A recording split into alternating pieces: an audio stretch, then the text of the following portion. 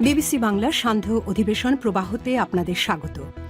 আজ আপনাদের সাথে লন্ডন স্টুডিও থেকে আছি মানসী বড়ুয়া। বাংলাদেশের সর্বশেষ গুরুত্বপূর্ণ আপডেট সংবাদে আপনাকে স্বাগত। শুরুতেই সংবাদ শিরোনাম, পরে বিস্তারিত। প্রথমেই জানাবো আমাদের হাতে থাকা সর্বশেষ গুরুত্বপূর্ণ সবথেকে তাজা আপডেট সংবাদ। হাদি হত্যা ফয়সাল সহ 17 জনকে অভিযুক্ত করে চার্জশিট দাখিল। ইনকিলাব মঞ্চের মুখপাত্র সৈয়দ শরীফ ওসমান হাদি হত্যাকাণ্ডের ঘটনায় ফয়সাল করিম মাসুদ সহ 17 জনকে অভিযুক্ত করে চার্জশিট দেওয়া হয়েছে আজ। রাজধানী মিন্টো রোডে ডিএমপির মিডিয়া সেন্টারে এক সংবাদ সম্মেলনে এই তথ্য জানায় ডিএমপির অতিরিক্ত কমিশনার ডিবি মোহাম্মদ শফিকুল ইসলাম। এরপর জানাবো প্রশাসনের কিবলা একটি দলের পার্টি অফিসে বললেন আসিফ মাহমুদ। জাতীয় নাগরিক পার্টি এনসিপির মুখপাত্র আসিফ মাহমুদ সজীব ভূঁইয়া অভিযোগ করে বলেছেন, প্রশাসনের লোকজন একটি নির্দিষ্ট রাজনৈতিক দলের পার্টি অফিসের দিকে তাদের কিবলা ঠিক করে ফেলেছেন, যা গণতন্ত্র ও সুষ্ঠু নির্বাচনের জন্য অশনি সংকেত। এদিকে জুলাই আন্দোলনকে অবজ্ঞা করে কোনো বক্তব্য দেয়া ধৃষ্টতা। শুনানি চলাকালে বললেন চিফ প্রসিকিউটর, জুলাই আন্দোলন ছিল জাতীয় মুক্তি সংগ্রাম, এটাকে অবজ্ঞা করে কোনো বক্তব্য দেওয়া ধৃষ্টতা বলে মন্তব্য করেছেন চিফ প্রসিকিউটর তাজুল ইসলাম। আজ শেখ হাসিনা এবং তার উপদেষ্টাদের বিচারের শুনানিতে তিনি এসব কথা বলেন। জানাবো ভোট গণনা শুরুর 3 মিনিট পরই যে কারণে ভোট গণনা বন্ধ হয়ে গেল যোগসু নির্বাচনে। জগন্নাথ বিশ্ববিদ্যালয় কেন্দ্রীয় শিক্ষার্থী সংসদ যোগসু নির্বাচনের ভোট গণনা শুরুর 3 মিনিট পরই গণনা বন্ধ হয়ে গেছে। আজ মঙ্গলবার 6টা 28 মিনিটে এই ঘটনা ঘটে। ফলাফল গণনার কক্ষে অতিরিক্ত মানুষের উপস্থিতির কারণে এমন সিদ্ধান্ত গ্রহণ করেছে নির্বাচন কমিশন।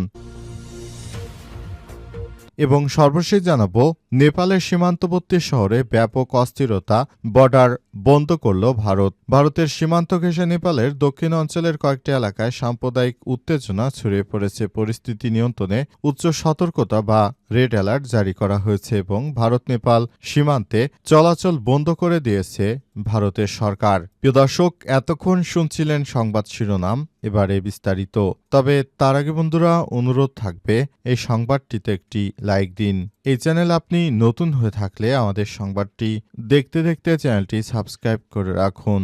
কমেন্ট করে বন্ধুরা আপনার মূল্যবান মতামত জানিয়ে দিন আপনি বিশ্বের কোন দেশ থেকে বা বাংলাদেশের কোন স্থান থেকে আমাদের সংবাদটি দেখছেন এবং শুনছেন। আর বন্ধুরা সংবাদটি আপনার সোশ্যাল মিডিয়া ফেসবুকে শেয়ার করে বন্ধুদেরও দেখার সুযোগ করে দিন। আর গাজা যুদ্ধে আপনি যদি নিরীহ ফিলিস্তিনিদের ভালোবেসে থাকেন কমেন্টে ইয়েস লিখে বিশ্ববাসীকে জানিয়ে দিন। এবারে বিস্তারিত। হাদি হত্যা ফয়সাল সহ 17 জনকে অভিযুক্ত করে চার্জশিট দাখিল।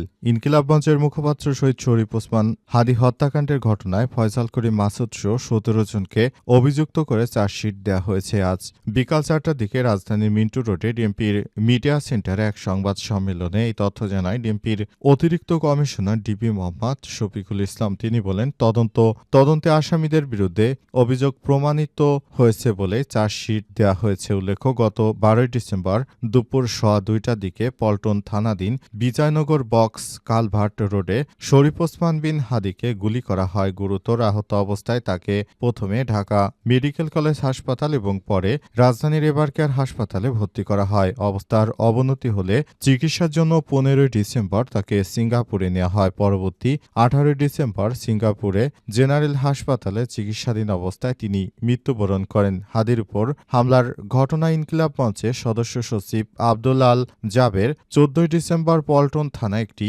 মামলা দায়ের করেন। পরে 20 December Dhaka metropolitan magistrate Siddique Azad মামলায় দণ্ডবিধি 302 হত্যা ধারা সংযোজনের নির্দেশ দেন এবং সে অনুযায়ী বর্তমানে মামলাটির চার্জশিট দেওয়া হয়েছে এবং এই ঘটনার পিছনে আওয়ামী লীগের নিষিদ্ধ সংগঠনের নেতাকর্মী এবং অন্যান্য রাজনৈতিক নেতাকর্মীরা জড়িত। প্রশাসনের কিবলা একটি দলের পার্টি অফিসে বললেন আসিফ মাহমুদ। জাতীয় নাগরিক পার্টি এনসিপির মুখপাত্র আসিফ মাহমুদ সজীব ভুঁইয়া অভিযোগ করে বলেছেন, প্রশাসনের লোকজন একটি নির্দিষ্ট রাজনৈতিক দলের পার্টি অফিসের দিকে তাদের কিবলা ঠিক করে ফেলেছে, যা গণতন্ত্র ও সুষ্ঠু নির্বাচনের জন্য অশনি সংকেত। তিনি আরও অভিযোগ করে বলেছেন, এই ধরনের কর্মকাণ্ড আসলে আমরা মেনে নিতে পারি না, কারণ এই ধরনের কর্মকাণ্ড আসলে কখনোই বাংলাদেশটাকে কোনো ভালো অবস্থানে নিয়ে যেতে পারবে না। সুতরাং সবাইকে বলতে চাই, নিজের দেশকে ভালোবাসুন এবং দেশের পাশে থাকার চেষ্টা করুন। কোনো দল কিংবা রাজনৈতিক দল কিংবা কোনো ব্যক্তির তোষামোদি করে তারপর নিজেদের সর্বনাশ করবেন না। দেশের প্রতিটি মানুষ এখন আগের থেকে অনেক বেশি সতর্ক অবস্থানে রয়েছে। তাদেরকে ধোঁকা দেয়া এতটা সম্ভব নয়। তাই সবাইকে নিয়ে একটি নতুন বাংলাদেশ গড়ে তুলতে চাই বলে আসিফ মাহমুদ আরও জানিয়েছেন, আমরা নতুন করে সবাইকে নিয়ে একটি নতুন বাংলাদেশ গড়ে তুলতে চাই এবং সে অনুযায়ী সবাইকে নিয়ে কাজ করতে হবে। কিন্তু একটি বিশেষ রাজনৈতিক দলের হয়ে যে বা যারা কাজ করার চেষ্টা করছে তাদের উদ্দেশ্য করে তিনি আরও বলেন, আমরা এমন কোনো বিষয় আসলে দেখতে চাচ্ছি না যেখানে নানা সমস্যা আপনার তৈরি করবেন, আর সমস্যা সমাধান করার জন্য আমরা চেষ্টা করব সেসব চেষ্টায় আপনারা বাধা দেবেন। এটি কোনোভাবেই ভালো নির্বাচনের জন্য গ্রহণযোগ্য কোনো পথ হতে পারে না। সুতরাং সবাইকে এসব বিষয় নিয়ে এখনই ভাবতে হবে, কারণ আগামী জাতীয় সংসদ নির্বাচনের আগে সবাইকে নিয়ে ভাবতে হবে এবং এসব বিষয় নিয়ে কাজ করতে হবে বলে জানিয়েছেন তিনি। জুলাই আন্দোলনকে অবজ্ঞা করে কোনো বক্তব্য দেয়া ধৃষ্টতা।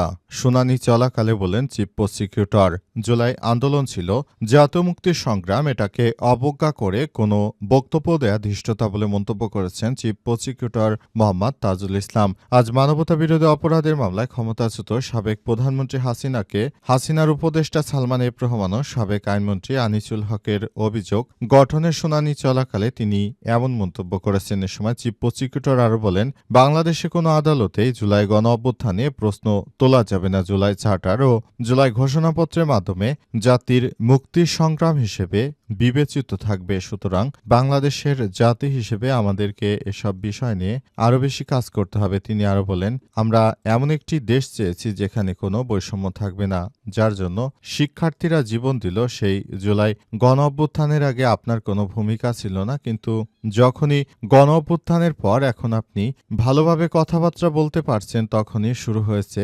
শিক্ষার্থীদের সমালোচনা করা। তাদের উদ্দেশ্য করে চিফ প্রসিকিউটর আরও জানিয়েছেন, এই ধরনের যারা ব্যক্তি আছে তাদের কাজই হচ্ছে শুধু নিজের স্বার্থ হাসিল করা। এদের বিরুদ্ধে এখন সবাইকে আরও বেশি সজাগ থাকতে হবে বলে জানিয়েছেন তিনি। যোগসু নির্বাচন ভোট গণনা শুরুর ৩ মিনিট পরই যে কারণে ভোট গণনা বন্ধ।